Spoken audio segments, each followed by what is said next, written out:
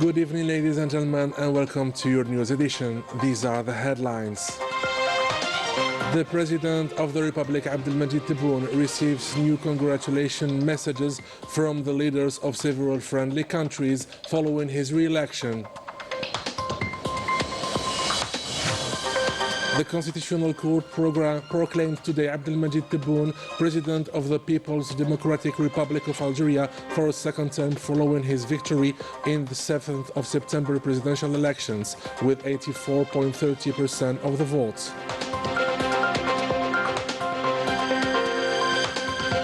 Several Rif people protested today against the marginalization and the repression they suffer from the Makhzen regime in a disastrous socio-economic context.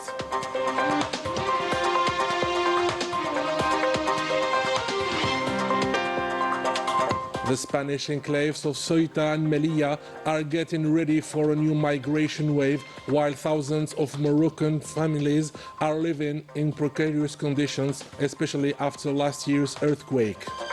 Scandals and corruption are worsening the situation.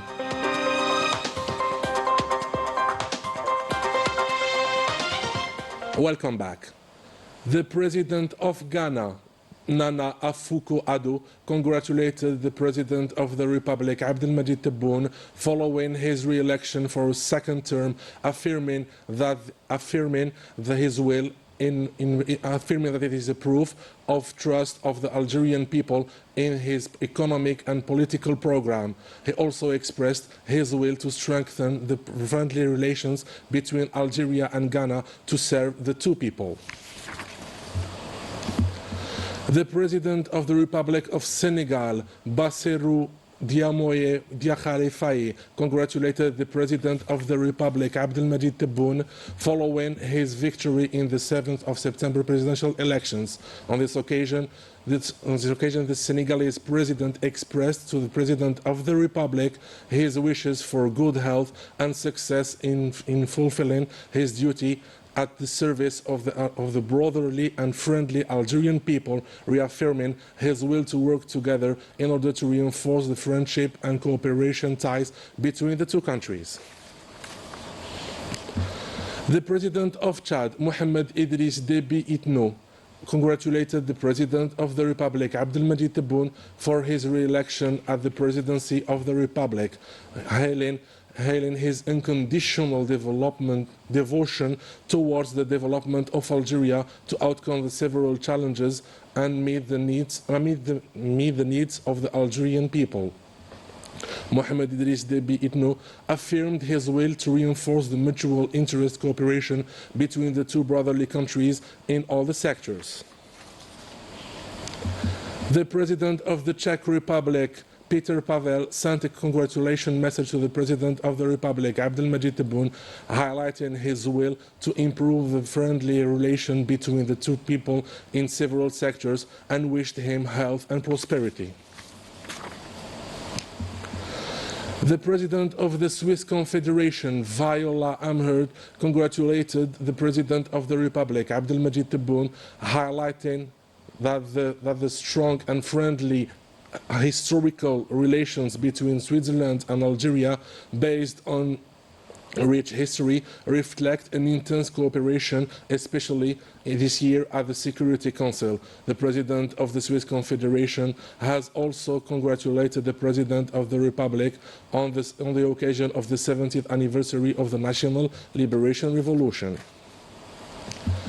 The President of the European Council, Charles Michel, congratulated the President of the Republic, wishing him success on his occasion. Charles Michel affirmed his will to work with the President of the Republic as part of the mutual respect and trust in order to strengthen the relations based on the partnership agreements, especially in the sectors of energy, security and regional stability, considering Algeria as an essential partner. The head of the Spanish government, Pedro Sánchez, on his behalf and on behalf of the government, congratulated the President of the Republic, Abdelmajid Tebboune, on the occasion of his re-election at the presidency of the Republic, wishing him success in his second term. highlighting that Algeria will always find in Spain a reliable partner and friend to achieve stability and peace in the Mediterranean region. The Constitutional Court proclaimed today Abdelmajid Tebboune President of the People's Democratic Republic of Algeria for a second term, following his victory in the 7th of September presidential elections. According to the final results of the presidential elections read out by the President of the Constitutional Court, Omar Belhaj, Abdelmajid Tebboune was elected with 7,976,291 votes, which represent 84.30% of the votes, while the candidate Abdelhali Hassani Sharif received 904,642 votes, which represents 9.56% of the votes cast, and the candidate Youssef Aouchiche 580,495 votes, which represents 6.14% of the votes. I invite you to listen to the statement of the President of the Constitutional Court. The total number of registered voters inside the country and abroad is 25,351,551, while the total number of voters voting is 11,226,065, when the overall participation rate is 46.10%. The number of invalid ballots is 1,764,637. On the other hand, the votes cast are 9,461,428. The absolute majority is 4,730,115. The votes obtained by each candidate are as follow. Abdelmajid Tebboune collected 7,976,291 votes, or 84.30%. Abdelali Hassani Sharif obtained 904,642 votes, or 9.56%. Youssef Aouchiche collected 580,493 votes, or 6.14%. Omar Belhaj affirmed that Abdelmajid Tebboune, President of the People's Democratic Republic of Algeria, will take service immediately after taking the oath, according to the Article 89 of the Constitution. According to the Article 85, line 2 of the Constitution, the election is acquired by the absolute majority of the votes cast by the voters, and considering that the candidate Abdelmajid Tebboune obtained the absolute majority of the votes cast by the voters, the Constitutional Court proclaims Abdelmajid Tebboune President of the Algerian Democratic and Popular Republic for a second term. He takes office immediately after his oath, in accordance with Article 89 of the Constitution. The efforts to help the victims of bad weather in the provinces of Bashar and Naama are still ongoing. The operations are spread across all the affected regions using all the human and material resources, with the mobilization of hundreds of instance workers as well as public and private companies supported by volunteers. The streets are being cleaned and the roads are being opened. For their part, the building technical control teams and services are evaluating the situation to draw up a damage report of all the affected housing units, commercial and agricultural areas.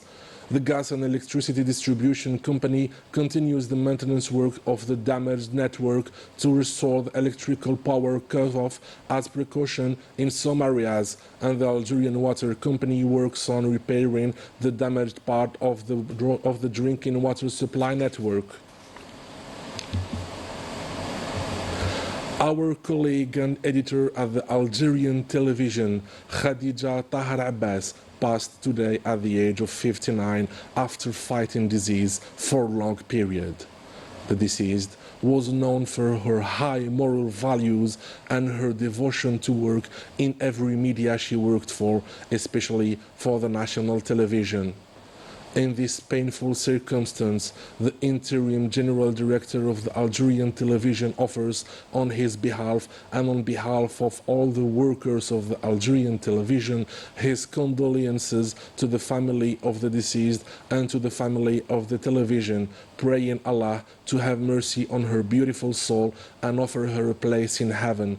To God we belong and to Him we return. In Iran, 5 people from the same family died in a fire that burned their apartment this afternoon in the first floor of a building located in Amrani Ali Street, downtown Oran.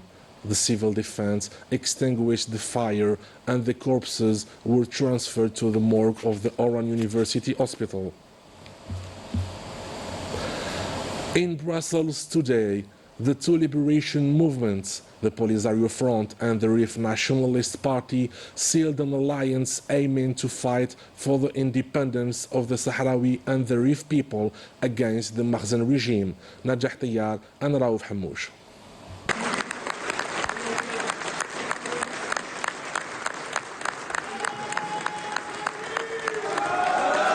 The historical alliance was sealed by the Polisario Front and the Rif Nationalist Party, in a unity that comes to denounce the aggression suffered by the Sahrawis and Rif people. This alliance is dictated by common challenges that both the Polisario Front and the Rif Nationalist Party are called upon to take up together in the face of a system that has colonized the Sahara and the Rif as well as Morocco. And the two oppressed people are, as always, determined to use justice to recover their sovereignty, presenting these just causes increasingly supported globally. I would like to greet the ambassador of Western Sahara to South Africa for supporting the struggle of the people of the Rif Republic. South Africa also, it took many years for South Africa to end the apartheid regime that we had. This alliance came as a result to the escalating mutual challenges which both the Sahrawi and the Rif people are facing. This continuation of Morocco's colonial policies, this alliance and effort coordination comes in perfect timing, aiming to defend the Sahrawi and the Rif people's rights. In the face of a rapid regional and international change and development, the Sahrawis and the Rif people hope that this alliance will strengthen their fight in the face of the Makhzen colonization and unite their ranks for a battle that is already being fought at home in their occupied lands and on the international level as well, as a part of the ongoing efforts to promote the cause of liberation and independence for both peoples, also highlighting in particular the abuses suffered by the Rif people. It's not very well known, but it's a cause that needs to be known because it's concerning a very oppressed people who live non-stop oppression. Due to what I've also seen, there's attempts to oppress this movement, a desire to imprison people and prevent them from expressing themselves. So that's the way a state usually acts when faced with the independence movement it wants to avoid at all costs. The free men of the Rif have always supported us. They have always been equal to the struggle led by Abdel Karim al-Khattabi. They have been a source of inspiration for liberation movements. Their support has been unconditional since the first day of the Moroccan invasion. Our alliance today has been preceded by the alliance of our peoples who are fighting on the ground, peoples who are closely linked on our occupied lands. They must be a source of inspiration for us.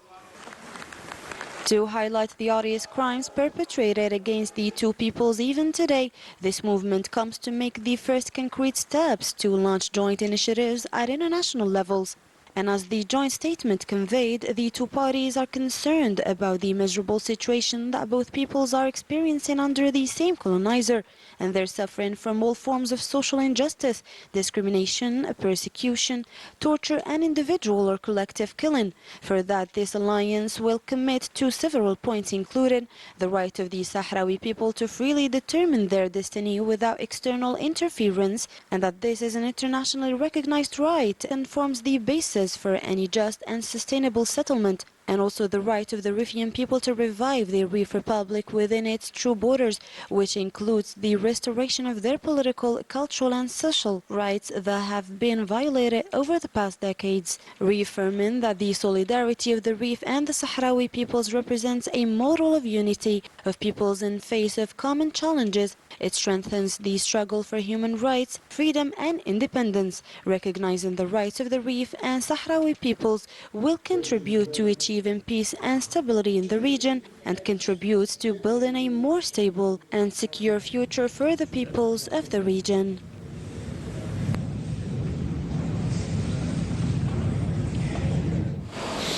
Many Rif people came out today to demonstrate against repression they are suffering from the Makhzen regime. In a disastrous socio-economic context, they are denouncing the marginalization they are subject to by tirelessly continuing their struggle. More details with Daniel Bahri. Hundreds of Rif people took to the streets of Brussels once again to denounce the practices of the Makhzen, which for several years has been trying to erase their identity and prevent them from expressing themselves freely. The activists of the Rif Republic are today denouncing the silence of the Makhzen regime. We came out today to recall the date of independence of the Rif in 1921. The Makhzen applies a policy of expropriation of land by forcing the Rif people into exile. Our land are offered to the Zionists.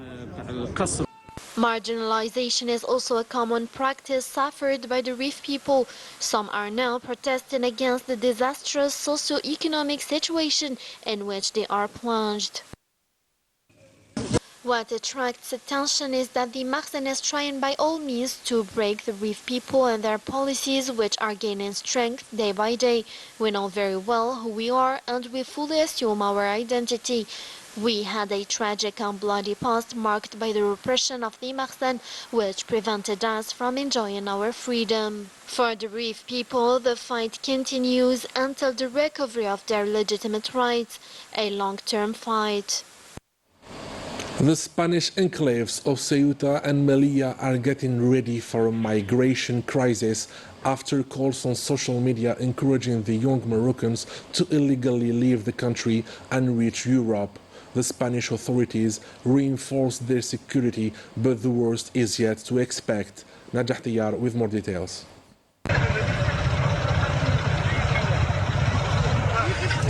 The small town Fnidak in the north of Morocco has made headlines around the world lately. The town has seen unprecedented mobilization of police forces deployed along the border coast.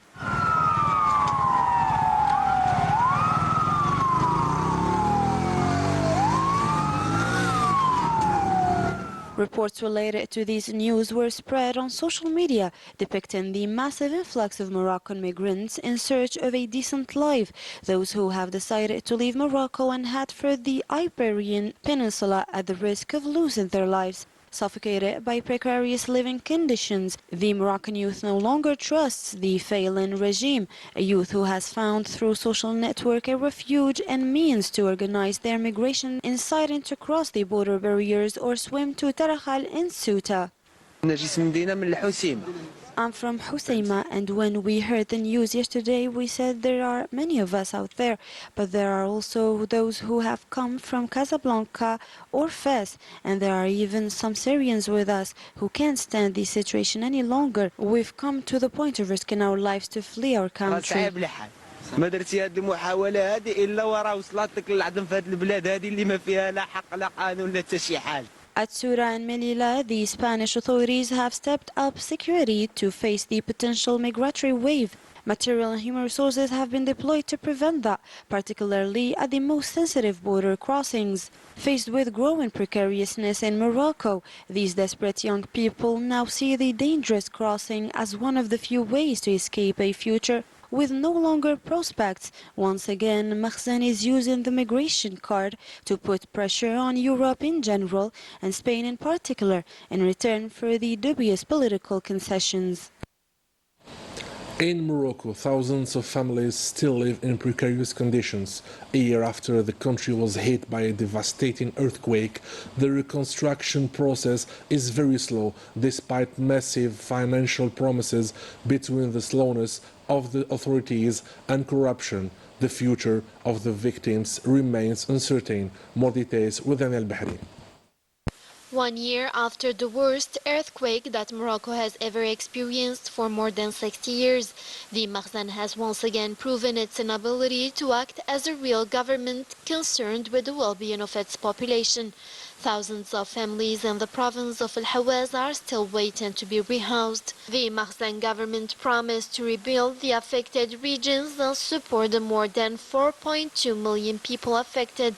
Today, only 1,000 homes have been completed, as these images show. 12 months after the natural disaster, the houses are still under the rubble, leaving entire families struggling to recover from the emotional and physical consequences of the earthquake.